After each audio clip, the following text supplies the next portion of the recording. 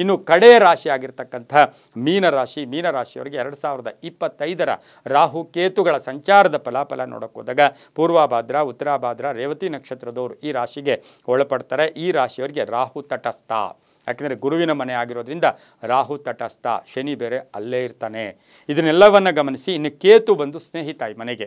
ಆ ಲೆಕ್ಕಾಚಾರದಲ್ಲಿ ನೋಡೋಕೆ ಹೋದಾಗ 12ರ ರಾಹು, 12 ದುಸ್ಥಾನದಲ್ಲಿ ರಾಹು ಇರುತ್ತೆ. ಇನ್ನು 6ನೇ ಮನೆಯಲ್ಲಿ ಕೇತು, 6ರ ಕೇತು ಅಂದರೆ ಭಾಳಷ್ಟು ಶುಭ ಆಗುತ್ತೆ, ಆಧ್ಯಾತ್ಮಿಕವಾಗಿ ಪ್ರಗತಿ ಆಗ್ತಕ್ಕಂಥದ್ದು.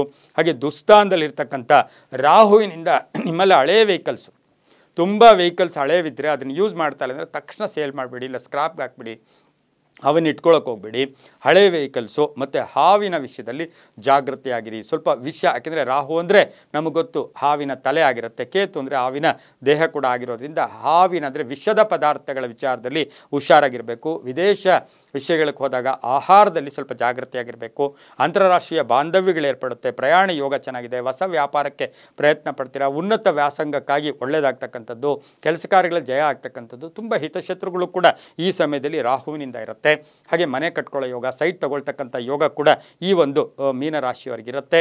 ಅದರ ಜೊತೆಗೆ 6ರ ಕೇತು ಅಂದರೆ ರೋಗಸ್ಥಾನದ ಕೇತು ಇರೋದ್ರಿಂದ ಆರೋಗ್ಯದ ವಿಷಯದಲ್ಲಿ ಜಾಗೃತಿಯನ್ನು ವಹಿಸಬೇಕಾಗಿರುತ್ತೆ. ಸ್ವಲ್ಪ ವಿಕಾರ ಭಾವ, ಒಂದು ಸ್ವಲ್ಪ ನಾವು ಹೇಳ್ತಾ ಇರ್ತೀವಿ ಯಾಕಂಗೆ ಸೈಕೋ ಆಡ್ದಂಗೆ ಆಡ್ತಾರೆ ಅಂತಾರಲ್ಲ, ಯಾಕಂಗೆ ಕೋಪ ಮಾಡ್ಕ, ಆ ರೀತಿಯ ಕೋಪತಾಪಗಳು ಸ್ವಲ್ಪ ಜಾಸ್ತಿ ಆಗ್ತಕ್ಕಂಥ ಸಾಧ್ಯತೆ ಕೂಡ ಇರುತ್ತೆ. ಸ್ವಲ್ಪ ಮನಃಶಾಂತಿ, ಜಪ, ತಪ, ಧ್ಯಾನ ಇದರಿಂದ ಸಾಕಷ್ಟು ಒಳ್ಳೆಯದಾಗುತ್ತೆ. ಹಿತಶತ್ರುಗಳು ಕಾಟ ಕೂಡ ಇರುತ್ತೆ, ಆದರೆ ಸಂಪಾದನೆ ತುಂಬ ಚೆನ್ನಾಗಿರುತ್ತೆ. ಹಾಗಾಗಿ ಶತ್ರುಗಳು ಕೂಡ, ಸಂಪಾದನೆ ಇದ್ದಾಗ ಶತ್ರುಗಳು ಇದ್ದೇ ಇರ್ತಾರೆ. ವಾಹನದ ವಿಷಯದಲ್ಲಿ ಜಾಗೃತಿಯಾಗಿರಿ. ಈ ರಾಶಿಯವರು ಸಾಧ್ಯವಾದಷ್ಟು, ಯಾಕೆ ಅಂತ ಹೇಳಿದ್ರೆ ಜನ್ಮದಲ್ಲಿಯೇ ಶನಿ ಕೂಡ ಇದ್ದಾನೆ, ಹಾಗೆ ರಾಹು 12ರಲ್ಲಿ ದುಸ್ಥಾನದಲ್ಲಿದ್ದಾನೆ, ಹಾಗೆಯೇ 6 ಕೇತು ಅಂದಾಗ ಒಂದು ನವಗ್ರಹ ಶಾಂತಿಯನ್ನು ಮಾಡಿಸ್ಕೊಳ್ಳೋದು ತುಂಬಾ ಒಳ್ಳೆಯದಾಗುತ್ತೆ. ಆನೆಯನ್ನು ಮುಟ್ಟಿ ಅಥವಾ ಆನೆಗೆ ನಮಸ್ಕಾರ, ಆನೆಗೆ ಆಹಾರ, ಇದರಿಂದ ಸಾಕಷ್ಟು ಶುಭ ಆಗ್ತಕ್ಕಂಥ ಯೋಗ ಕೂಡ ಇರುತ್ತೆ.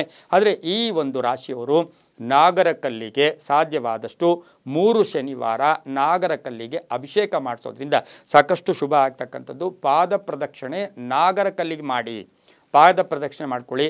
ಹಿರಿಯರ ಆರೋಗ್ಯದ ಚಿಂತೆ ಕಾಡ್ತಕ್ಕಂಥದ್ದು, ಪೂರ್ವಿಕರ ಆಸ್ತಿ ವಿಷಯದಲ್ಲಾಗ್ಬೋದು, ದಾಯಾದಿ ಕಲಹಗಳಾಗ್ಬೋದು, ಪಾರ್ಟ್ನರ್ಶಿಪ್ ವಿಷಯದಲ್ಲಿ ಸಾಕಷ್ಟು ಟೆನ್ಷನ್ ಆಗೋದು, ಒಂದು ಸಣ್ಣ ಸರ್ಜರಿ, ರಾಹು ಅಂದ್ರೇನೆ ಸರ್ಜರಿ, ಶಸ್ತ್ರಚಿಕಿತ್ಸೆ, ಸಣ್ಣ ಪುಟ್ಟ ಹೊಟ್ಟೆಗೋ ಅಥವಾ ಮೂಗೋ ಕೈಯೋ ಕಾಲೋ ಏನೋ ಒಂದು ಸರ್ಜರಿ ವಿಚಾರದಲ್ಲಿ ಸ್ವಲ್ಪ ಪೋಸ್ಟ್ಪೋನು ಅಥವಾ ಟೆನ್ಷನ್ ಆಗ್ತಕ್ಕಂಥ ಸಾಧ್ಯತೆ ಇರೋದ್ರಿಂದ ನಾಗರ ಕಲ್ಲಿಗೆ ಪ್ರದಕ್ಷಿಣೆ ಮಾಡ್ಕೊಳ್ಳೋದ್ರಿಂದ ಸಾಕಷ್ಟು ಶುಭ ಆಗುತ್ತೆ.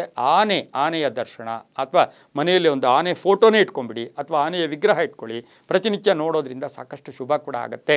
ಹಾಗೆಯೇ 6ರ ಕೇತು ಅಂದಾಗ ನಿಮಗೆ ಎಷ್ಟೋ ಒಂದು ಕಡೆ ಎಷ್ಟು ಸಾಧನೆ, ಒಂದು ಕಡೆ ಎಲ್ಲೋ ಒಂದು ಕಡೆ ಲಾಭ ನಷ್ಟ ಅಂತೀವಿ. ರಾಹು ಕೇತು ಅಂದರೆ ಲಾಭ ನಷ್ಟ, ಒಂದು ಲಾಭ ಇರುತ್ತೆ, ಒಂದು ನಷ್ಟ ಇರುತ್ತೆ. ಅದನ್ನು ಅನುಸರಿಸ್ಕೊಂಡು ಹೋದಾಗ ತುಂಬಾ ಒಳ್ಳೆಯದಾಗ್ತಕ್ಕಂಥ ಸಾಧ್ಯತೆ ಕೂಡ ಮೀನರಾಶಿಯವರಿಗೆ, ಮಹಿಳೆಯರಿಗೂ ಒಳ್ಳೆಯದಾಗುತ್ತೆ, ರೈತರಿಗೂ ಒಳ್ಳೆಯದಾಗುತ್ತೆ, ವಿದ್ಯಾರ್ಥಿಗಳಿಗೆ ಒಳ್ಳೆಯದಾಗುತ್ತೆ, ಉದ್ಯಮೆದಾರರಿಗೆ ಒಳ್ಳೆಯದಾಗುತ್ತೆ, ರಾಜಕೀಯ ವ್ಯಕ್ತಿಗಳಿಗೆ ತುಂಬಾ ಒಳ್ಳೆಯದಾಗ್ತಕ್ಕಂಥ ಸಾಧ್ಯತೆ ಕೂಡ ಇರುತ್ತೆ, ತುಂಬ ಒಳ್ಳೆಯದಾಗುತ್ತೆ.